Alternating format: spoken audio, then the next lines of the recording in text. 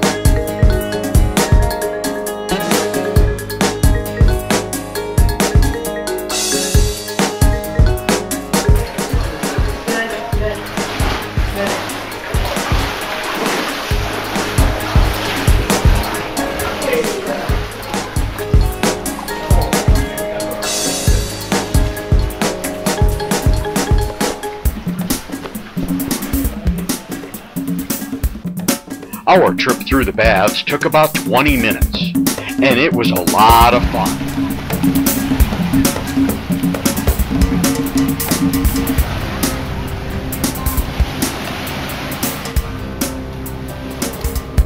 We made a stop at Poor Man's Bar and Grill for some liquid refreshments.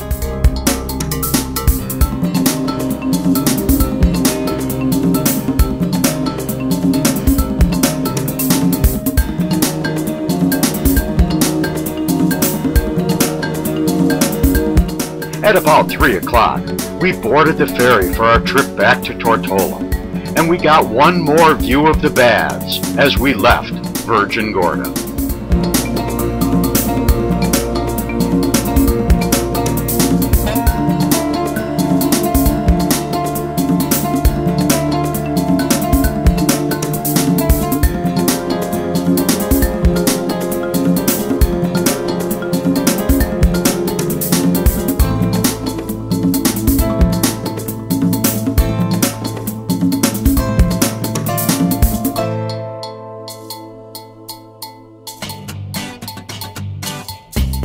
As we arrived back at the ship, all the maniacs agreed we had a spectacular day at the baths on Virgin Gorda.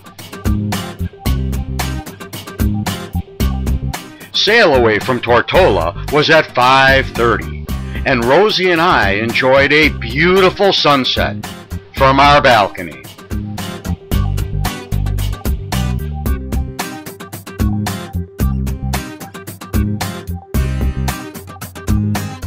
Lorraine and Trish and Sandy and Carol sat at the Schooner Bar, while Rosie and the guys watched the Patriots football game. Lorraine and Richard, Trish and Jay, and Rosie and I had dinner in Chops.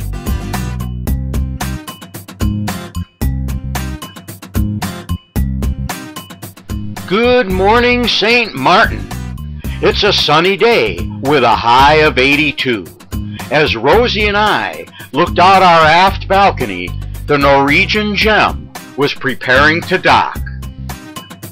With 4 ships in port, Rosie and I got an early start. By 9 o'clock, we were on a water taxi, headed to our favorite beach in front of the Holland Hotel.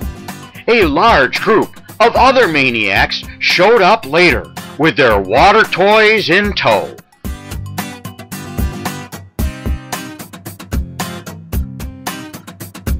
The group of maniacs was having a great time. At 11:30, it was time for lunch at the Holland Hotel bar. The view is spectacular.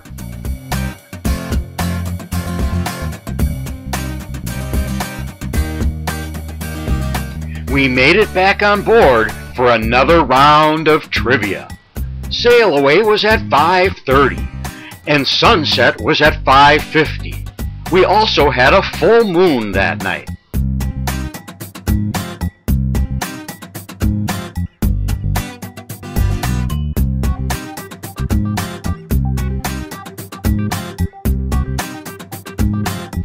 Rosie and I had dinner in Chops with Lorraine and Richard and Trish and Jay. About this picture, I got no idea.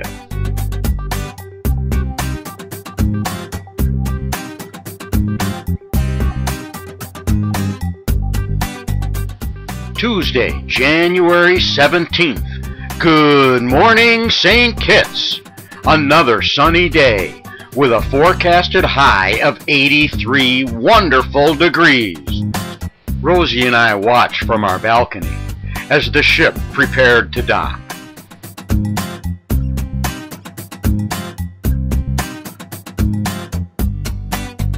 For our shore excursion, Lorraine and Richard, Rosie and I, and Trish and Jay went on a 6-hour island tour, which Trish had arranged with Royston Tours.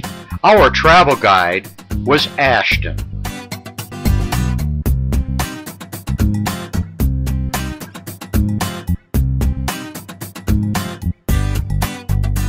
During our tour, Ashton made numerous stops to point out scenic views and to discuss the local history of St. Kitts.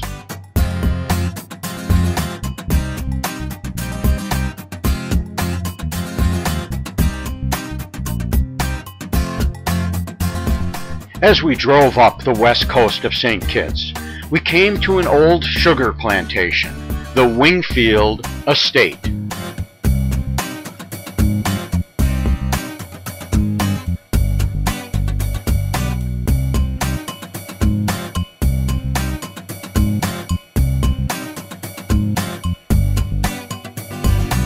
It emerges, came up with limestone and everything, and that is what they used to use in those days for cement, or you can say for marble.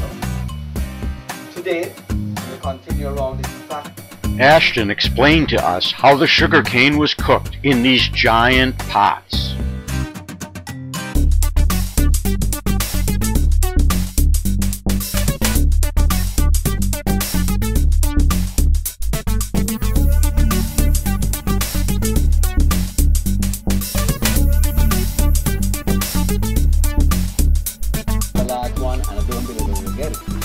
Not ready yet. Not ready yet.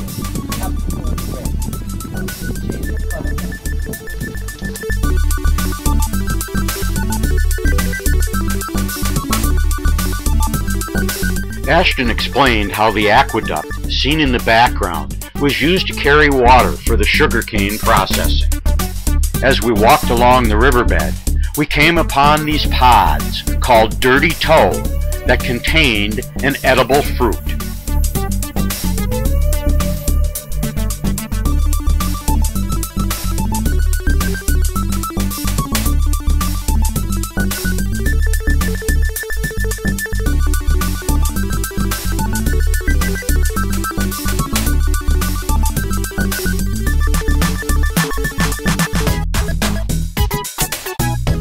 There are more monkeys than people on the island of St. Kitts.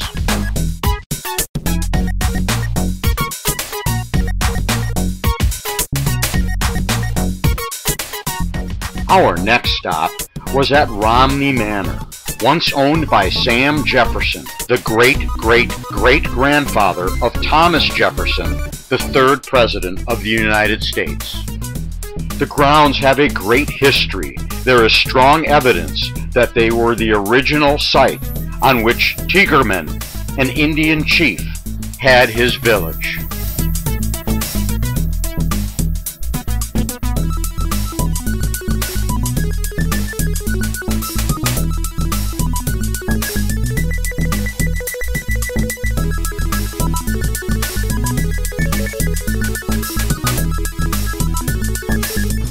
Dipped in a cold water, color fast dye. This piece was dipped into good eye. The white area you see here is very white first. The wax is still on. Come explore some of the over 10 acres of grounds at Romney Manor.